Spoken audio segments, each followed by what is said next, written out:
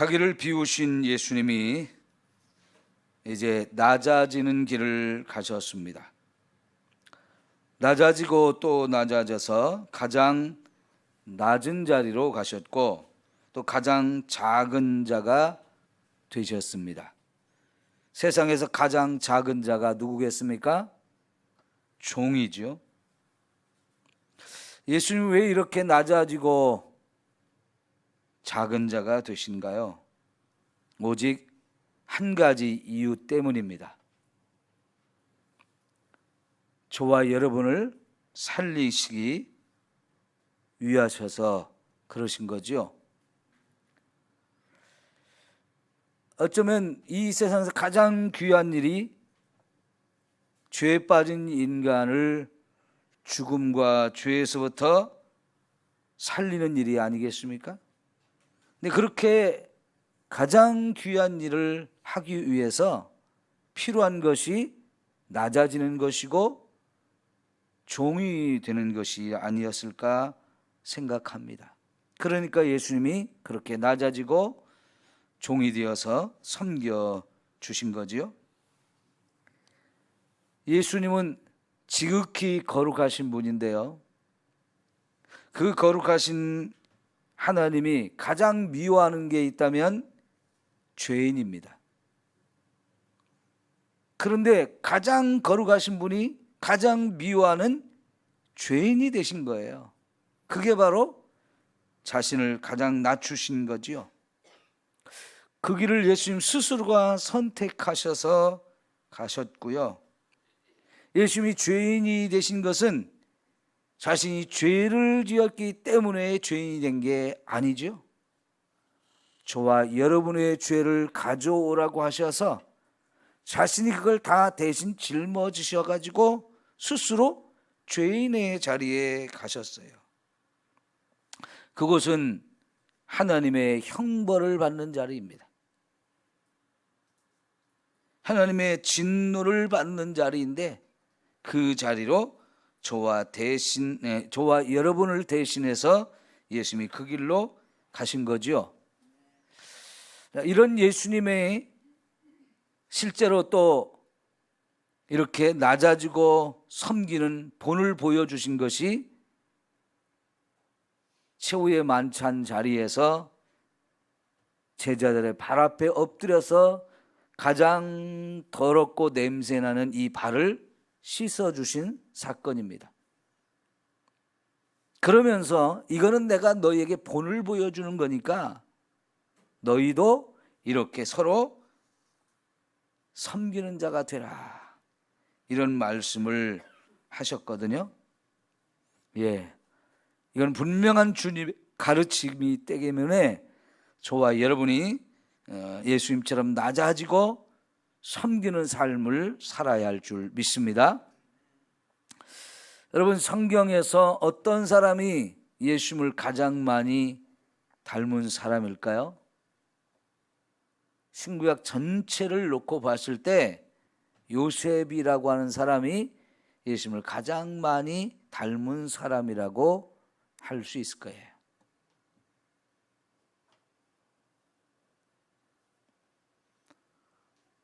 가장 많은 모습을 닮았는데요. 그 요셉이 어떻게 그런 삶을 살 수 있었을까요? 물론 하나님께서요, 아브라함에게 예수 그리스도에 대해서 가르쳐 주셨고 아브라함도 그 예수님을 보기를 정말 원하셨다고 요한복음 8장에서 말씀을 하셨죠. 그러면 아브라함이 예수님을 알았다는 얘기고요. 그가 안 예수님을 아들 이삭에게도 가르치고 그 다음에 손자 야곱에게도 가르쳤고 그 다음에 요셉도 그거를 알고 하나님을 알고 예수님을 알고 이렇게 하나님을 믿었을 거예요. 그럼에도 불구하고 이렇게 예수님을 닮아간다는 것은 쉬운 일이 아니었겠죠. 다시 말하면 지금 저와 여러분이 하나님을 아는 것보다는 조금밖에 몰랐을 거예요. 우리는 그보다 훨씬 더 많이 알아요. 왜요? 성경이 있으니까. 그런데 우리에 비하면 요셉이 알고 있는 예수님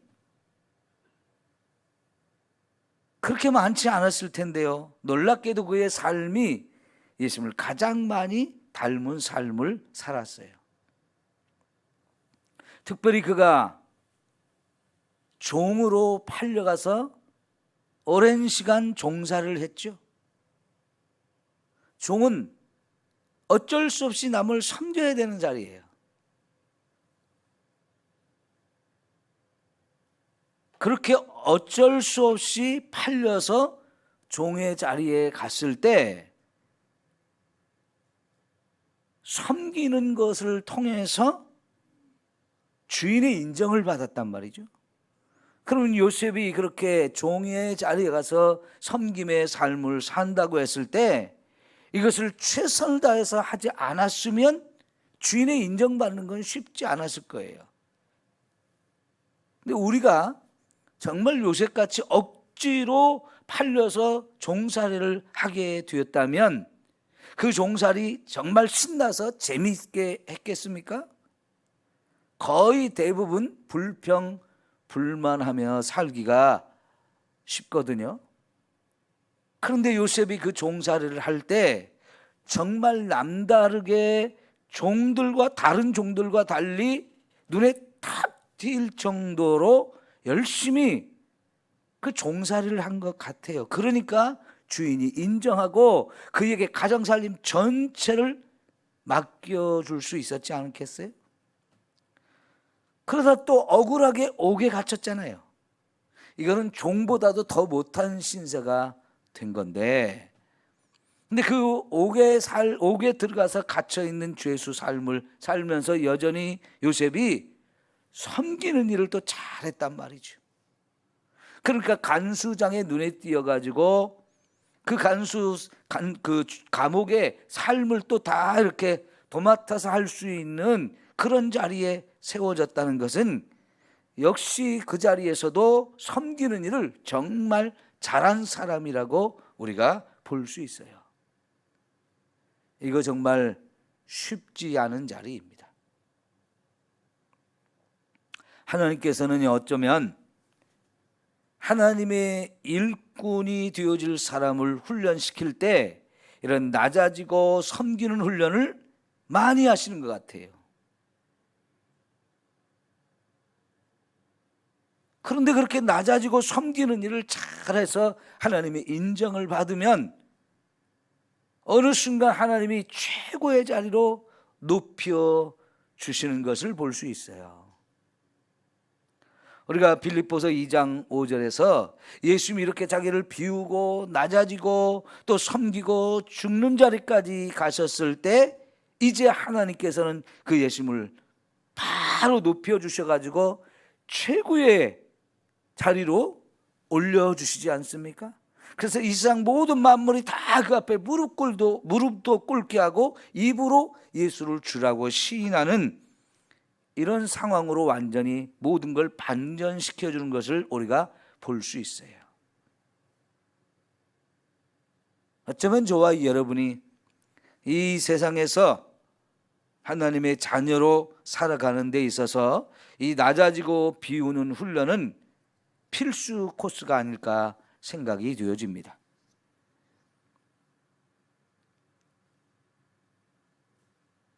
자, 여러분, 예수님이 제자들의 발을 씻겨주셨는데 12명의 제자가 있었어요.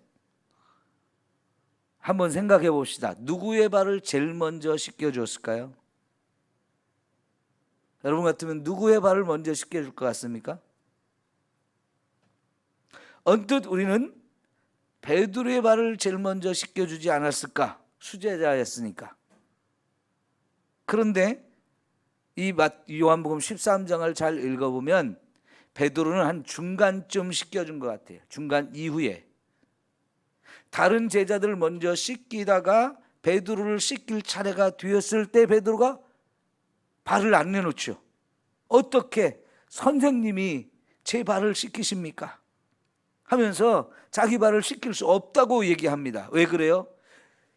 다른 사람의 발을 씻기는 것은 보통 종들이 하는 일이었어요. 그만큼 낮은 일, 천한 일이라고 생각했기 때문인데요.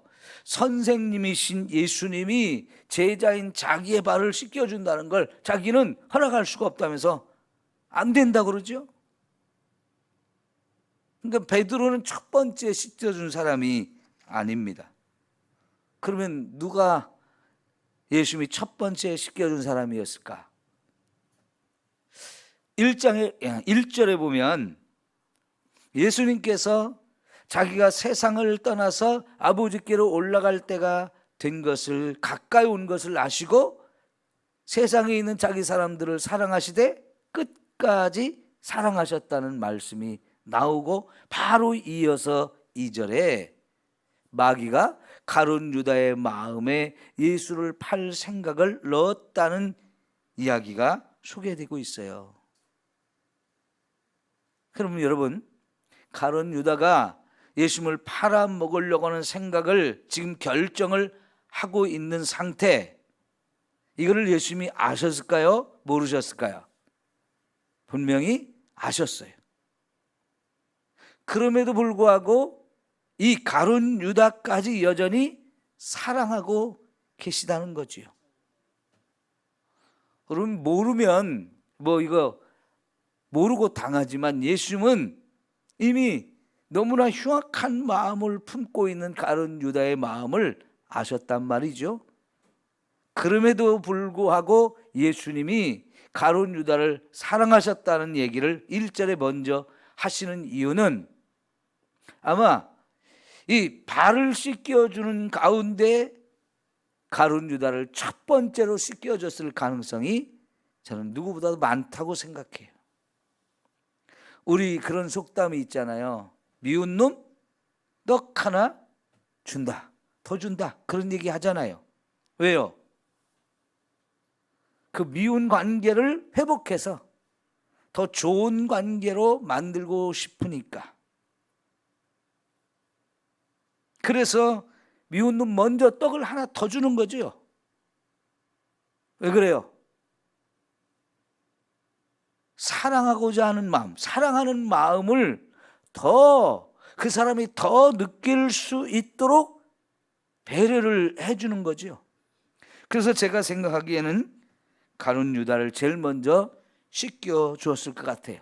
그렇게 해서라도 가룟 유다가 예수님을 팔아먹으려고 하는 이 마음, 이 잘못된 마음을 빨리 내려놓고 바뀌어서 그가 바른 길로 가기를 원하셨기 때문에 그렇게 할 가능성이 더 많다라고 생각이 되어져요.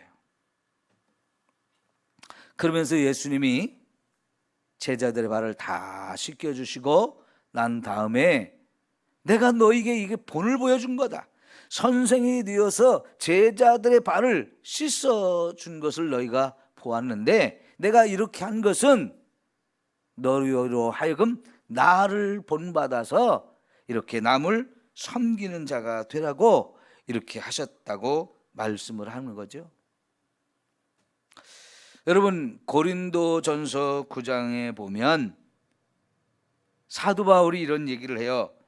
내가 모든 사람에게 자유로우나 스스로 모든 사람에게 종이 된 것은 더 많은 사람을 얻고자 함이라 그랬어요. 어느 누구에게도 내가 종이 아니고 자유를 가진 사람이지만 스스로 모든 사람의 종이 되는 길을 자기가 선택해서 지금까지 그렇게 살아왔다는 거예요. 왜요? 한 사람이라도 더 구원하려고요. 이거는 바울이 예수님을 닮기 위해서 정말 많이 노력했다는 것을 우리에게 보여주는 거고요. 그래서 바울은 자신 있게 너희는 나를 본받으라고 주장을 하고 있는 거지요. 정말 예수님이 가르친 대로 그대로 살았다고 볼 수 있을 것입니다. 자, 여러분, 이제는 저와 여러분도 이렇게 예수님을 닮아서 나를 낮추고 섬기는 그런 삶을 살아야 할 것입니다. 자, 그런 측면에서 지금 이 시대의 교회를 한번 생각해 보면, 교회는 이미 우리가 사는 이 세상에서 굉장히 힘을 가진 큰 단체가 되었어요. 그러다 보니까 교회가 웬만하면 다 힘을 가진 그런 곳이 되었거든요. 그렇게 되었기 때문에 오히려 교회가 힘을 잃어버리고 해야 될 일을 못하고 있는 것은 아닐까 생각을 해봐야 되지 않겠습니까?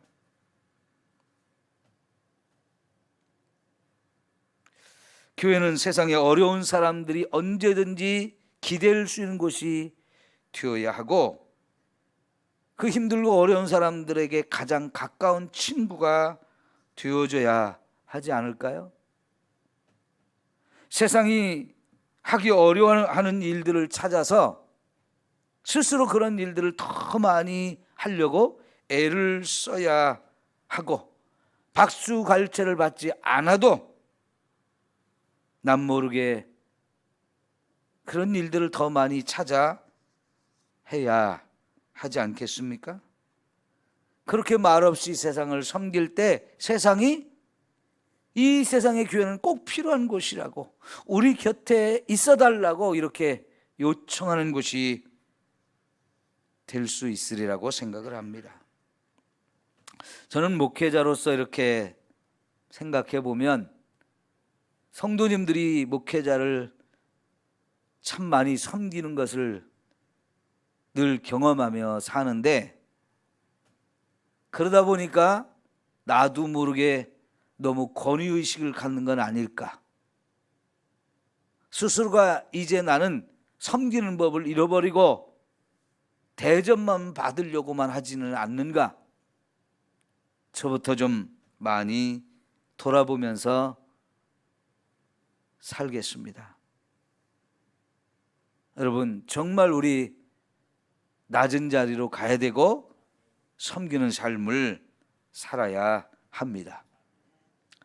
미국에 이민 가서 사는 많은 우리 성도들, 사람들, 그리고 거기서 목회하시는 우리 한인 목사님들 이렇게 얘기를 듣다 보면, 미국에서 목회하시는 목사님들 한국에서 목회하는 것과는 환경이 너무나 다르다는 얘기를 합니다. 정말 목사님들이 마치 남의 종이 된 것처럼 많은 섬기는 일을 하신다는 거예요. 예를 들면 어떤 한 가족이 미국에 다 이민을 간다고 하면, 사실 아무리 준비하고 미리 다 알아보고 그런다 해도 어려운 게 한두 가지가 아니에요.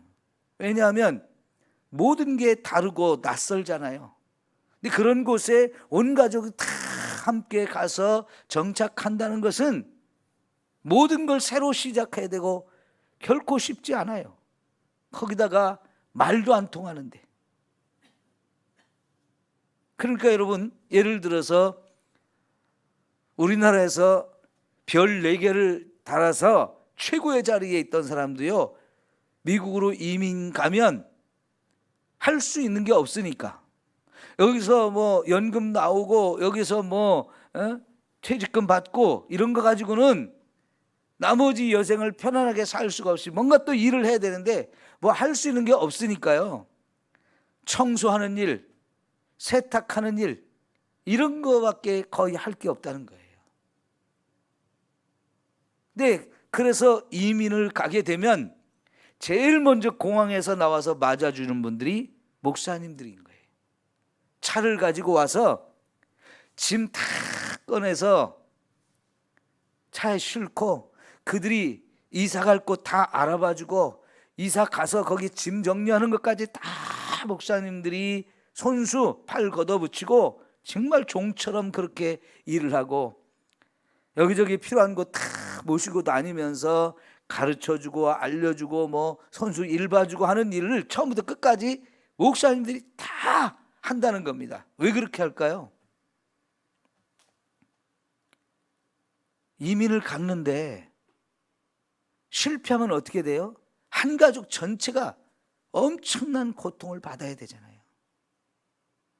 그리고 참 희한하게 그렇게 이민 간 사람들의 어려움, 연약함, 이걸 다 경험하고 미리 정착한 우리 한국 사람들이 그런 사람들의 이 연약함을 알고 사기를 제일 많이 친대요. 뭘 소개해 준다 그러면서 사기를 엄청 많이 쳐가지고 그냥 하루아침에 미국에 가자마자 알거지 된 사람들이 또 꽤 많은 거예요.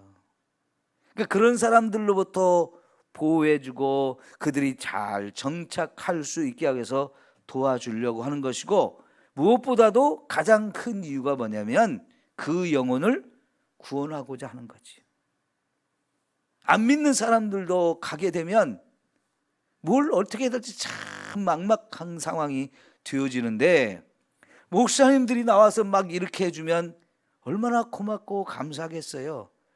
그래서 자기들도 웬만하면 이제 교회로 가게 되어지는데, 미국에 이런 나라에 이민을 갔을 때 교회에 가야 한국 사람을 만날 수 있고 한국말을 해볼 수 있고 한국 음식도 해먹을 수 있고 얻어먹을 수 있고, 그러니까 웬만하면 교회 안 다니는 사람들도 믿음이 없어도 교회를 가게 되는 일이 대부분인 거예요.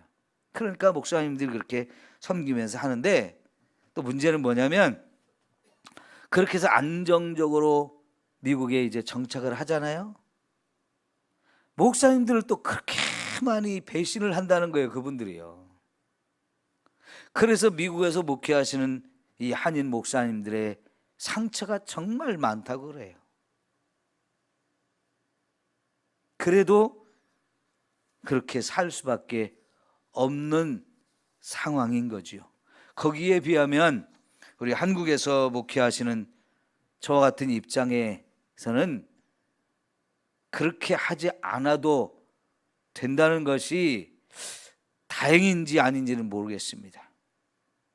오히려 하나님이 보실 때는 그렇게 남을 더 섬길 수밖에 없는 환경 속에서 목회하시는 분들이 더 많은 칭찬과 인정과 상급을 받지 않을까, 그런 생각이 들거든요.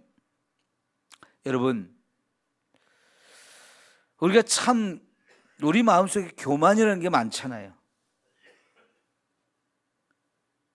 돈이 있으면 그것 때문에 교만해지고요.